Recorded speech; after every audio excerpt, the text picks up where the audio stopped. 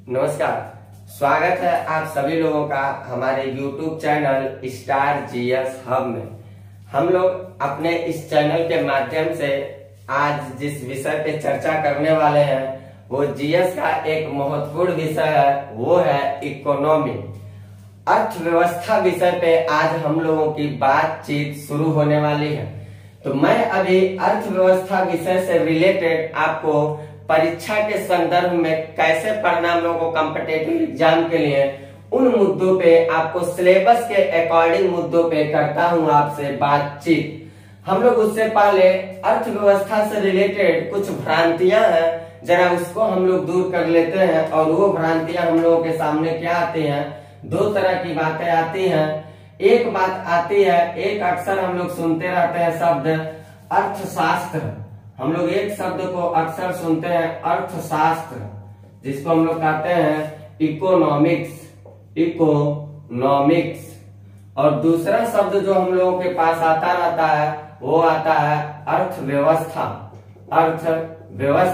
इसको हम लोग कह सकते हैं इकोनॉमी।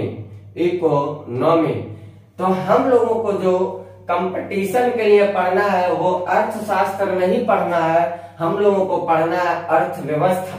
लेकिन देख लेते हैं इन दोनों में क्या है अंतर, इन दोनों में क्या अंतर है, जरा उन मुद्दों पे हम लोग कर लेते हैं बातचीत। तो अंतर क्या है अगर उसको देखा जाए तो यहाँ हम लोग क्या करते हैं, अर्थशास्त्र को दो रूपों में हम लोग तोड़ देते हैं, अर्थ में और शास्त्र में। यहाँ हम लोग क्या करते हैं, दो भागों में तोड़ देते हैं, अर्थ में और व्यवस्था में। यहाँ हम अर्थ का शाब्दिक अर्थ क्या समझेंगे, अर्थ का शाब्दिक अर्थ जो होता है वो होता है साधन से। वो किससे होता है, तो हम कहेंगे वो होता है साधन से, फैक्टर्स से। और शास्त्र का यहाँ जो हम लोग मतलब रखेंगे वो होता है अध्ययन से। यहाँ जो अर्थव्यवस्था में लिखा है, अर्थव्यवस्था में अगर देखें हम तो यहाँ अर्थ का मतलब वही होगा, फैक्टर से ही होंगे, यानी साधन। और व्यवस्था का मतलब क्या होगा, प्रबंधन। व्यवस्था का क्या मतलब होगा, प्रबंधन। तो साधन का अध्ययन करना अर्थशास्त्र कहलाता है और उस साधन का प्रबंधन करना अर्थव्यवस्था कहलाता है। ये साधन क्या है, जरा इस पे हम लोग कर लेते हैं बातचीत। साधन यानी कि फैक्टर्स का मतलब हम लोग लेंगे, यानी कि कह सकते हैं उत्पादन से। हम लोग कह सकते हैं उत्पादन से।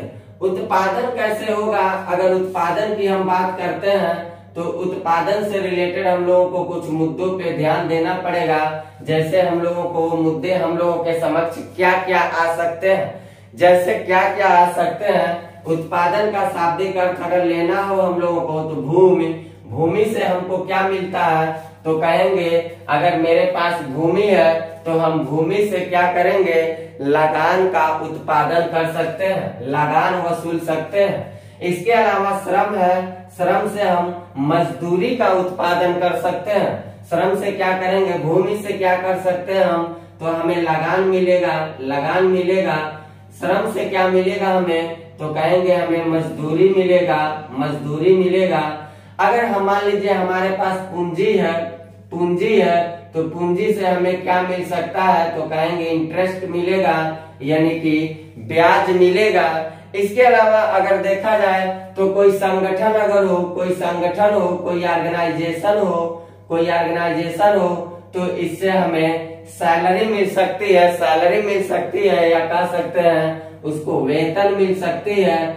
इसके अलावा अगर देखा जाए तो जो उद्यमशीलता होते हैं, उस उद्यमशीलता से हमको क्या मिलती है, तो कहेंगे हमें प्रॉफिट मिलती है, लाभ मिलता है।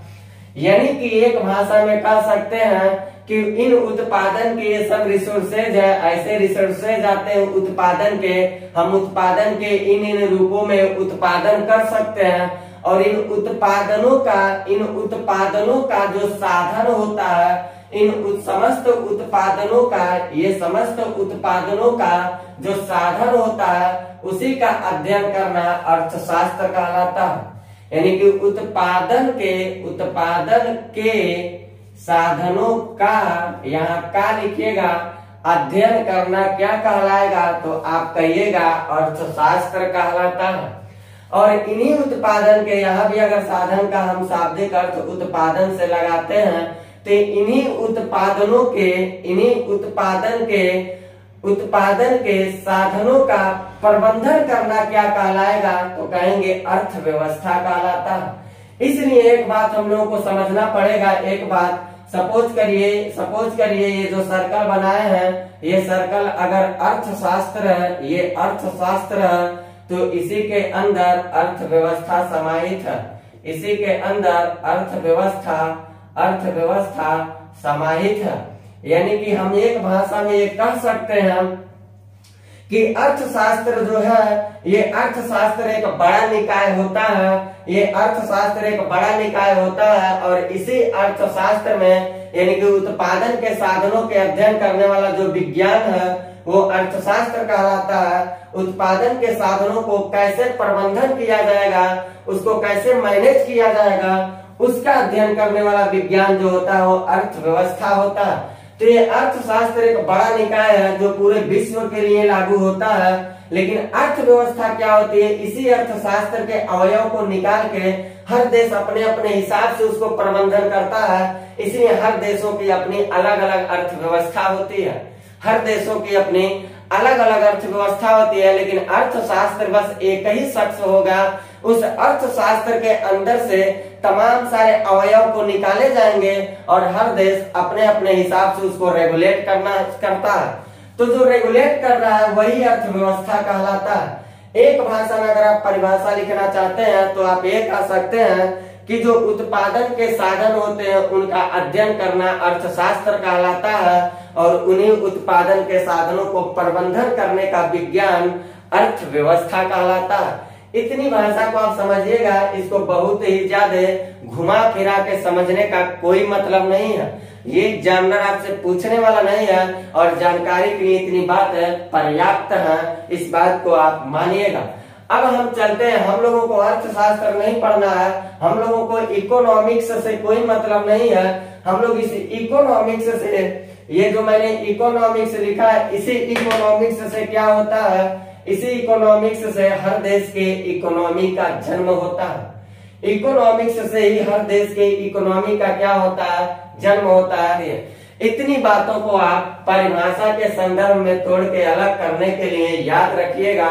अब हम आपको ये बताने चल रहे हैं कि हम इकोनॉमी जो पढ़ाएंगे उस इकोनॉमी को कितने पार्ट में करके और किस किस रूप में पढ़ाएंगे ताकि आप नंबर ऑफ क्वेश्चंस एग्जाम में ज्यादा से ज्यादा आप कवर कर पाए, ज्यादा से ज्यादा नंबर ऑफ क्वेश्चंस इकोनॉमी के कवर कर पाए। एक बात और आपको कहना चाहूंगा, जिस विषय को पढ़ने चल रहे हम लोग, इसको करंट से अपडेट करके अगर नहीं रखेंगे तो मेरा जहां तक मानना है इकोनॉमी को पढ़ा आपका सब धारा का धारा रह जाएगा अगर आप इसके करंट मुद्दों से अपडेट नहीं रहेंगे तो।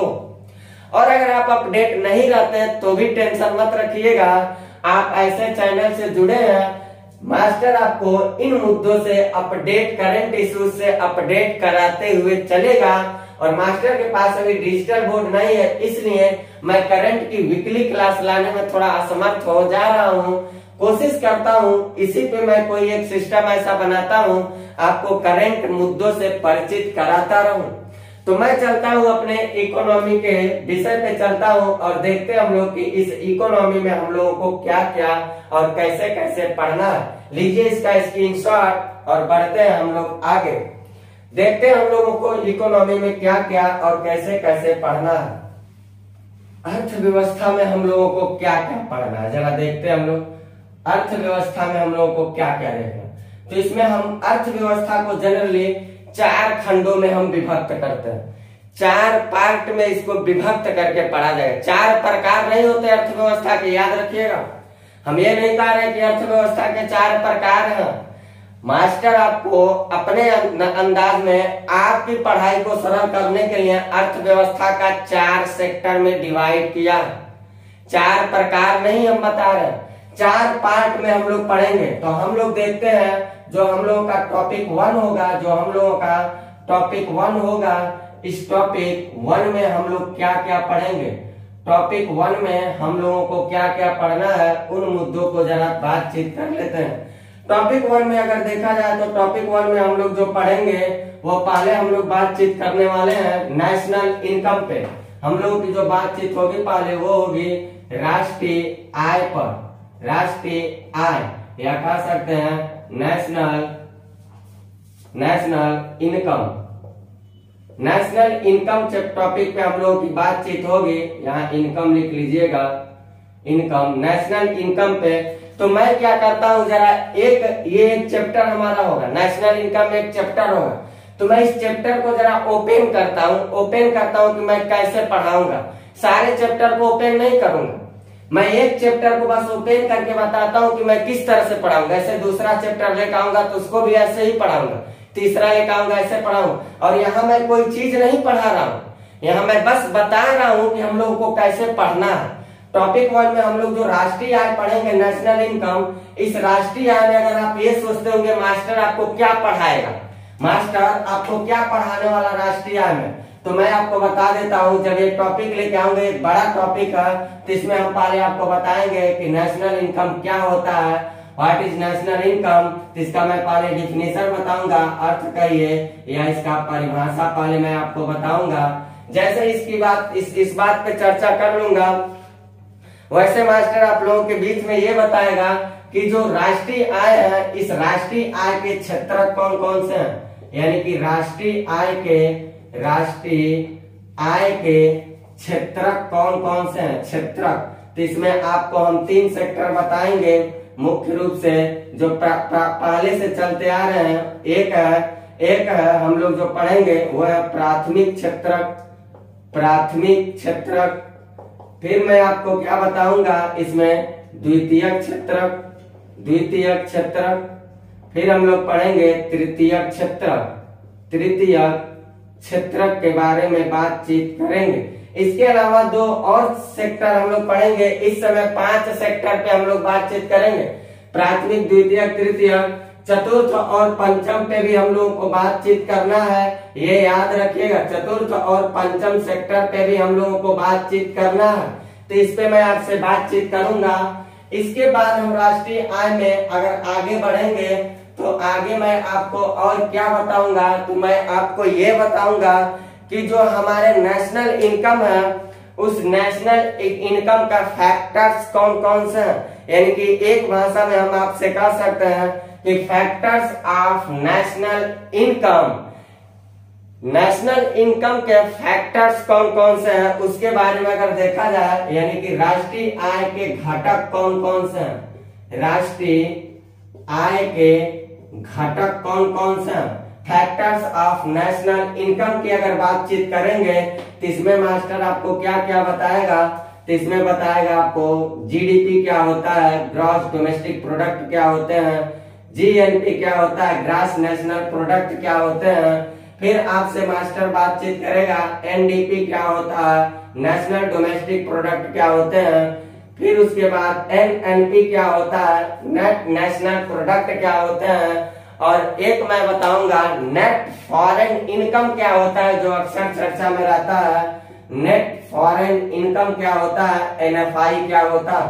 तो ये राष्ट्रीय आय के घटक जब पढ़ाऊंगा इसी चैप्टर से रिलेटेड घटक, तो हम आपको इतनी सारी बातों के जिक्र करूंगा। फिर इसके अलावा अगर देखते हैं तो हम आप लोगों को economic growth and economic development क्या होते हैं इसके बारे में बातचीत करेंगे। यानी कि आर्थिक समृद्धि क्या होती है, और आर्थिक विकास क्या होता है। और यहाँ हम लोग देखेंगे कि हमारी सरकार की नीतियां समृद्धि की तरफ चल रही हैं या आर्थिक विकास की तरफ चल रही हैं। यहाँ सरकार की नीतियों को भी हम लोग जानेंगे कि सरकार अपनी नीतियों में ग्रोथ कर रही है, इकोनॉमिक ग्रोथ कर रही है या इकोनॉमिक डेवलपमेंट पे काम कर रही है। इसके अलावा अगर देखा जाए तो हम लोग पढ़ेंगे इसी टॉपिक से रिलेटेड, जो अक्सर एग्जाम में कभी या हालिया घटनाओं में बहुत ज्यादा चर्चा रहता है, वो है घरेलू सीमा क्या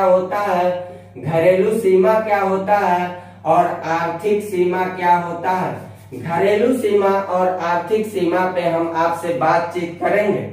घरेलू सीमा, आर्थिक सीमा की बातचीत करने के बाद मैं इस चैप्टर से रिलेटेड आपको और क्या बताने वाला हूँ, आपको ये बताऊंगा कि राष्ट्रीय आय जो हम लोग पढ़ रहे हैं, इस राष्ट्रीय आय में कौन कौन से तत्व शामिल होते हैं, तो हम लोग पढ़ेंगे शामिल होने वाले तत्व। राष्ट्रीय आय में शामिल होने वाले तत्वों के बारे में बातचीत करेंगे। इसके अलावा अगर देखा जाए तो हम लोग इससे रिलेटेड और मुद्दे क्या पढ़ सकते हैं, तो इससे रिलेटेड हम लोग एक मुद्दा और पढ़ेंगे, वो पढ़ेंगे इसमें हम लोग जब भी पढ़ेंगे देखेंगे किसी भी राष्ट्र के एक वर्ष में उत्पादित अंतिम वस्तुओं और सेवाओं का, तो जो वस्तु शब्द हम लोग बार बार यूज करेंगे, वो वस्तु जो होती है उन वस्तुओं के प्रकार को पढ़ा जाएगा।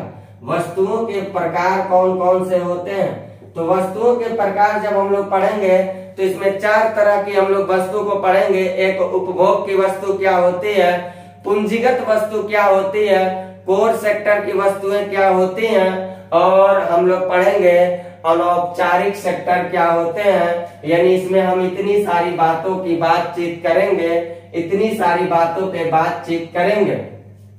इसके अलावा इसमें एक और चीज हम लोगों को पढ़ना इस चैप्टर से रिलेटेड, और वो होगा हिंदू रेट ऑफ ग्रोथ क्या है, हिंदू वृद्धि दर क्या होता है, हिंदू वृद्धि दर क्या है, इसके बारे में हम लोग बातचीत करेंगे। हिंदू वृद्धि दर क्या है।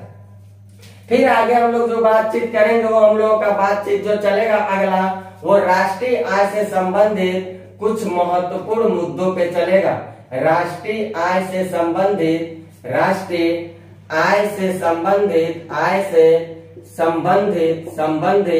महत्वपूर्ण मुद्दों पे बातचीत चलेगा। महत्वपूर्ण मुद्दे पर बातचीत करेंगे।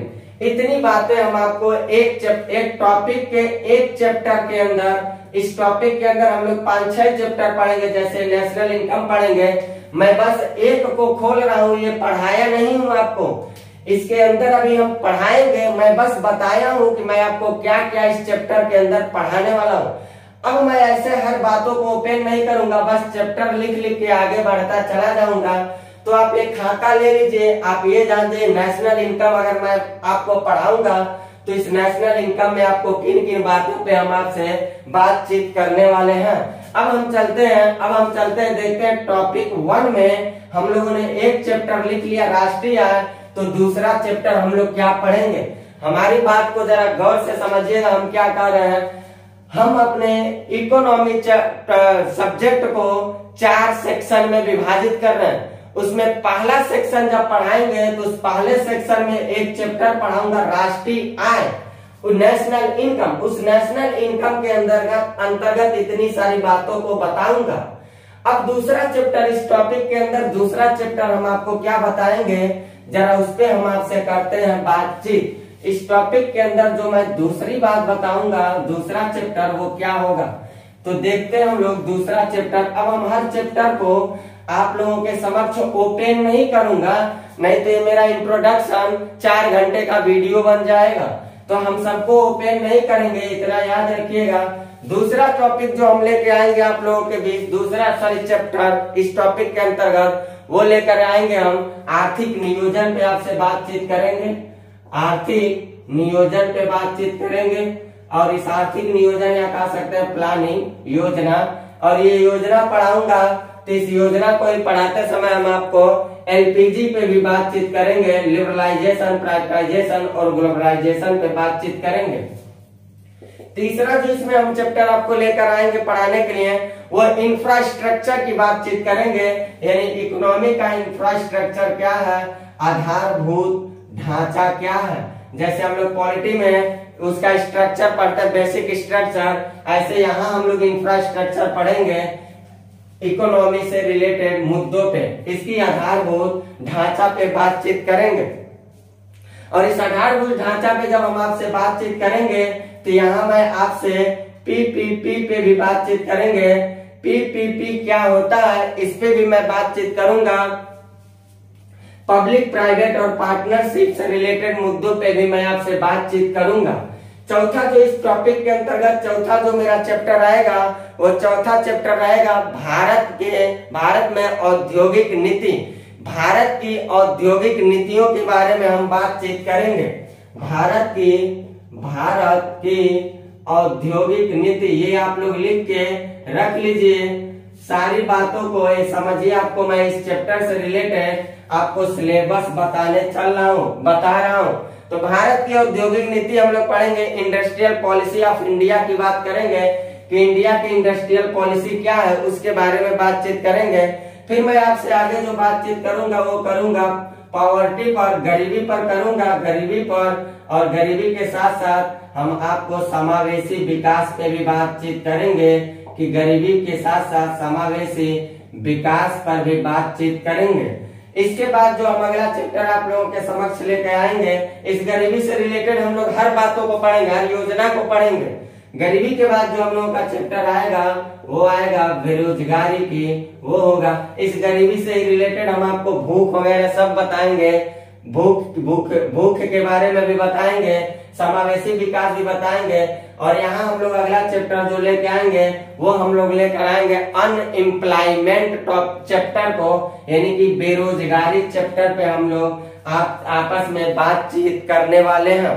इसके अलावा अगर देखा जाए तो इसी टॉपिक के अंतर्गत हम आपको अगली जो चैप्टर लेके आएंगे वो लेकर के आएंगे एग्रीकल्चर, कृषि, एग्रीकल्चर पे हम आपसे बातचीत करने वाले हैं।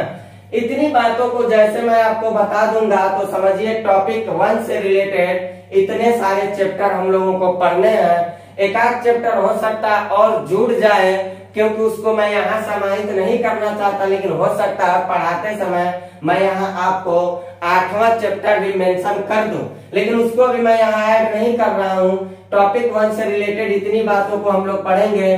उसके बाद हम लोगों की आ जाएगी टॉपिक 2। हम लोग देखते हैं टॉपिक 2 में हम लोगों को क्या क्या पढ़ना है। तो टॉपिक 2 में हम लोग स्पेशल जो बातचीत करेंगे वो टोटल बैंकिंग से संबंधित हर मुद्दे पे बातचीत करेंगे, टोटल बैंकिंग से संबंधित मुद्दे पे बातचीत करेंगे।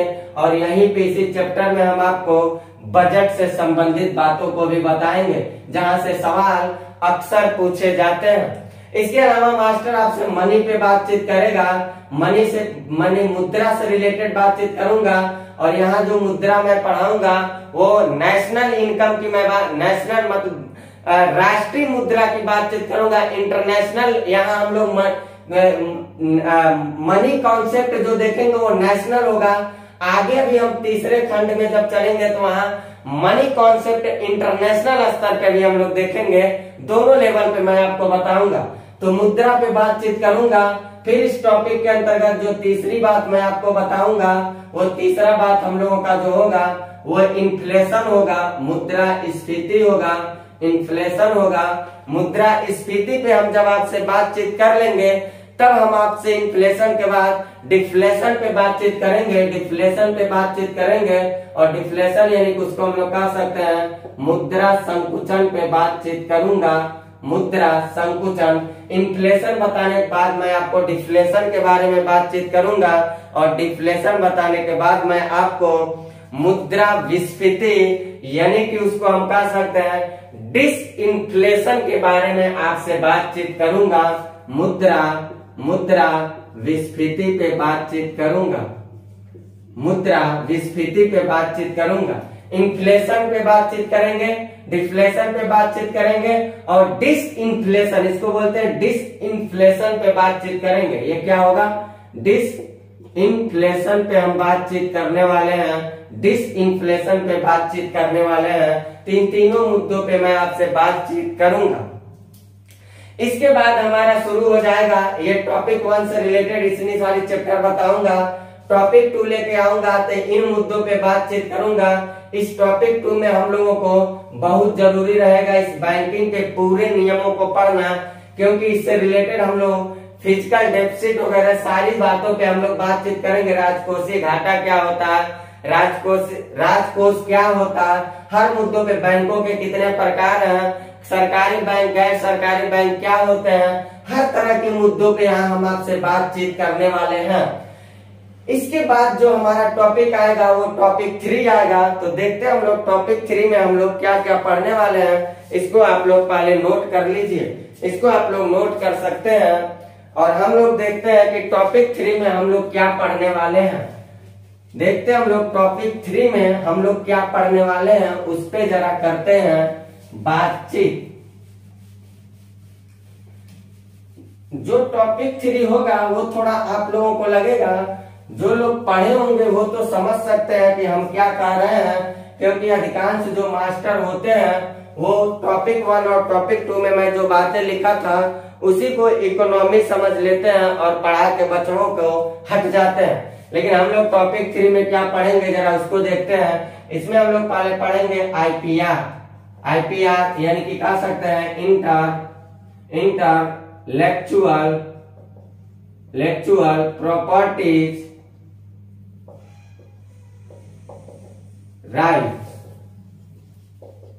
इंटेलेक्चुअल प्रॉपर्टीज राइट्स पे बातचीत करेंगे, यानी इसको हम लोग कहते हैं बौद्धिक संपदा अधिकार। इसको हम लोग क्या कहते हैं, बौद्धिक संपदा अधिकार पे हम लोग बातचीत करेंगे।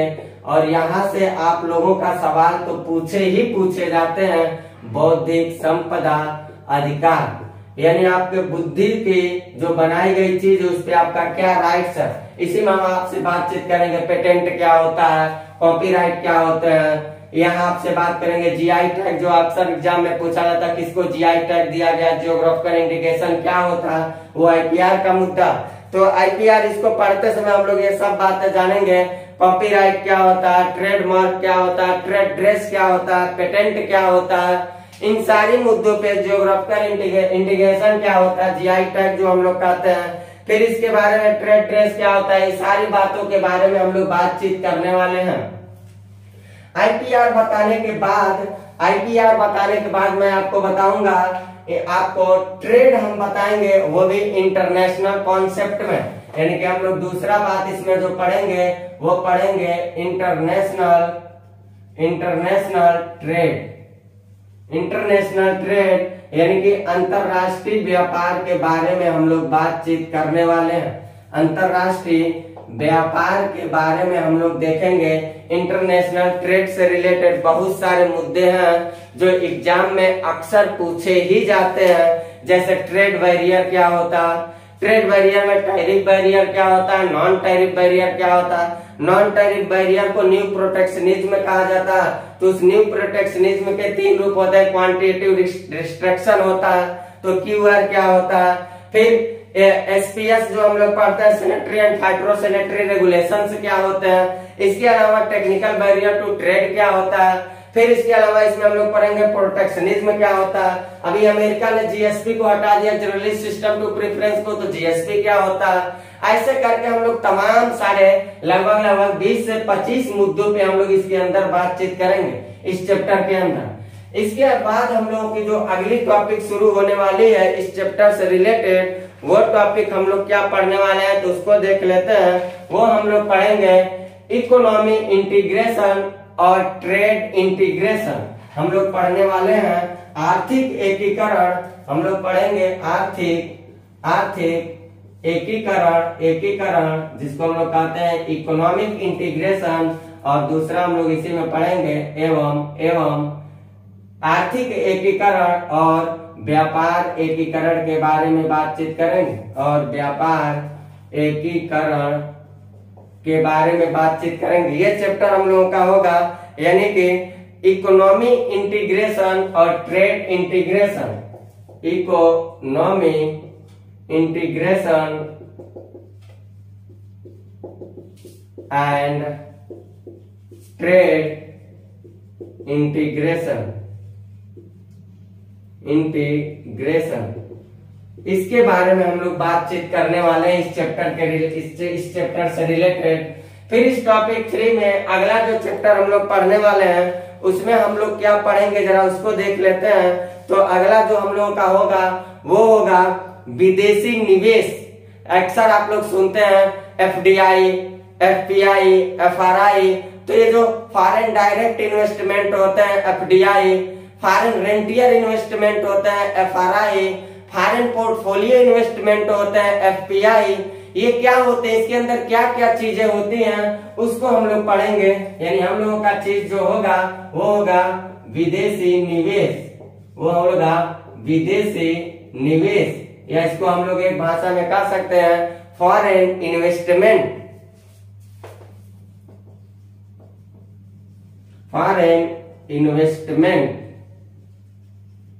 फॉरेन इन्वेस्टमेंट टॉपिक, जैसे हम लोग यही हम लोगों के FDI, FPI, foreign direct investment, foreign portfolio investment, foreign frontier investment, सारे मुद्दों पे यही हम लोग बातचीत करने वाले हैं। विदेशी निवेश टॉपिक के अंदर सारे मुद्दों को मैं करंट से जोड़ के बताऊंगा।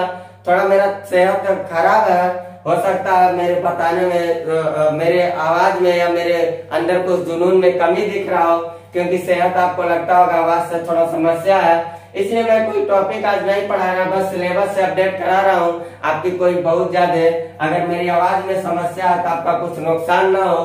फिर मैं फ्रेश मूड में होता हूँ तो चैप्टर को लेकर जब आऊंगा तो पूरा मैं आपके साथ विधिवत मुद्दों पे बातचीत करूंगा। इसके अलावा अगला जो हम लोग टॉपिक पढ़ेंगे वो हम लोगों का टॉपिक जो चलेगा वो चलेगा यूरो इशूज के बारे में। यूरो इशूज क्या होते हैं इसके बारे में हम लोग बातचीत करेंगे। वो होगा यूरो इशूज। इस चैप्टर को पढ़ने के बाद हम लोगों को जो अगला टॉपिक मिलेगा, अगला चैप्टर जो मिलेगा टॉपिक 3 का, वो चैप्टर होगा BOP। वो होगा BOP, बैलेंस ऑफ पेमेंट के बारे में। बैलेंस ऑफ पेमेंट के बारे में हम लोग बातचीत करने वाले हैं। बैलेंस ऑफ पेमेंट क्या होता है, इस बैलेंस ऑफ पेमेंट को मैं पूरा तोड़ तोड़ के अलग से बताऊंगा, और इस बैलेंस ऑफ पेमेंट में अकाउंट क्या होते हैं उससे रिलेटेड सारी मुद्दे पे हम लोग बातचीत करने वाले हैं। फिर हम लोग अगली बात जो पढ़ेंगे इसमें वो पढ़ेंगे फिजिकल डेफिसिट क्या होता है।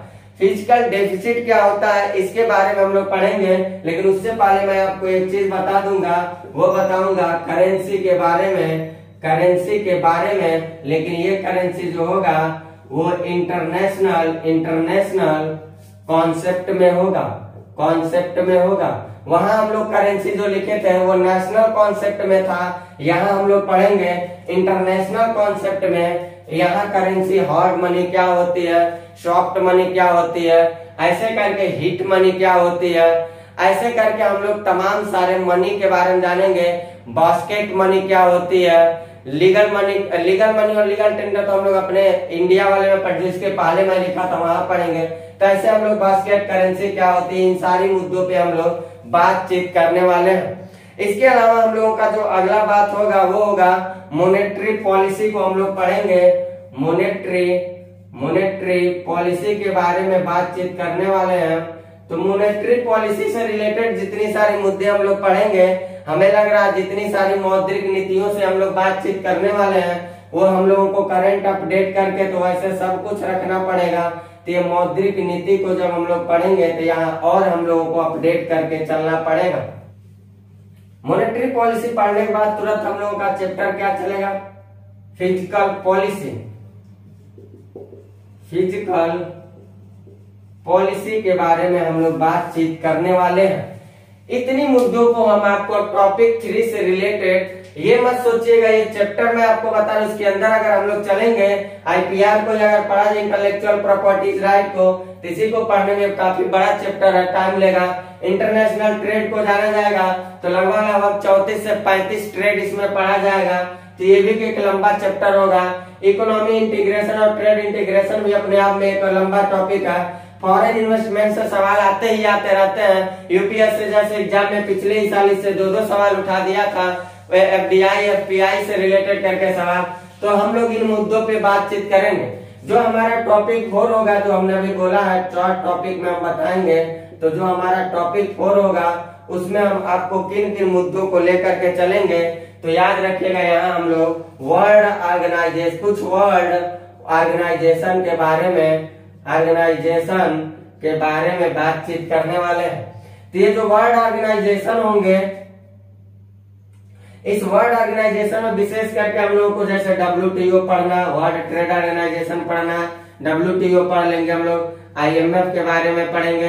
ऐसे करके कुछ वर्ल्ड ऑर्गेनाइजेशन से रिलेटेड मुद्दों पे हम लोग बातचीत करने वाले हैं। दूसरा जो इस टॉपिक 4 से रिलेटेड मुद्दा लेके आऊंगा, करंट से तो अपडेट कराते चलूंगा, लेकिन स्पेशल मैं आपको एक करंट की क्लास लेके आऊंगा जहां पूरे इकोनॉमी को समरी करके मैं करंट मुद्दों से बताने वाला हूं।